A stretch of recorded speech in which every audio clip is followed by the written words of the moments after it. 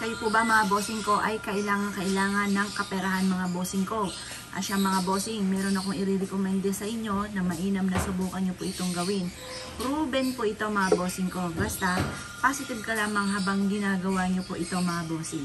Ngayon po mga bossing, ganito lamang po ang inyo pong gagawin. Pinaka the best mga bossing ko sa paggawa ng mga pampaswerte ay kada Tuesday or Friday. Tapos mga bossing ko, mas mainam na gawin nyo rin po ito kada full moon. Pero masasabi ko lamang kapag po ikaw ay abala at parang magmamadali ka sa mga araw na aking nabanggit, gawin nyo kahit anong araw. Basta umaga nyo siya gagawin ng mga bandang alas 7 or kaya po, ayun, sa gabi, full moon lang talaga sa gabi. Kasi yung mga gumagawa sa gabi, mga ano po yung gumagamit ng kaliwa. Eh syempre, tayo po mga bossing, hindi kaliwang ating hasi. Ang hasi po natin ay pampaswerte. Kaya tuwing umaga lang po tayo gagawa. Ngayon pa mga bossing, ito yung ating asin. Mag-wish ka na mula sa inyo pong puso. Ito po mapapansin nyo na lagi kang iaadyan yan kung saan lagi ikaw ay suswertihin. Basta mga bossing ko, gawin nyo po ito at ikaw ay mag-wish na mula sa puso. Halimbawa, huwag kang gagamit na sana. Halimbawa, kailangan ko makabayad sa aking mga pagkakautang. Kailangan ko magkapera kaagad. Ganun pa mga bossing.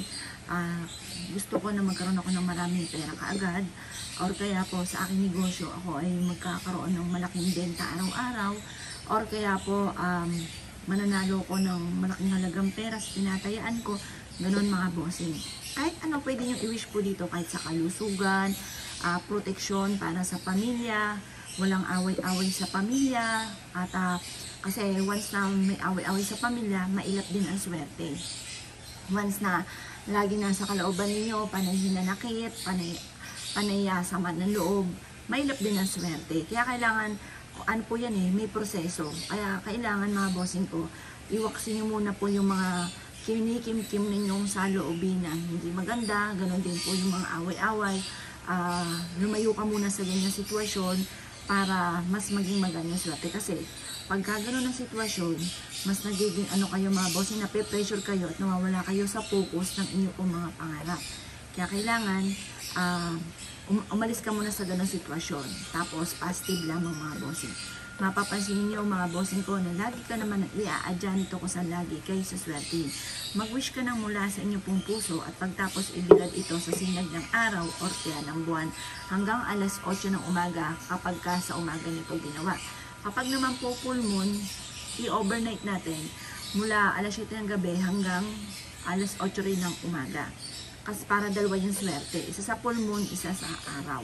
Tapos mga bossing ko, ilagay nyo po ito sa malapit sa bintana ninyo, sa main entrance ng inyong tahanan.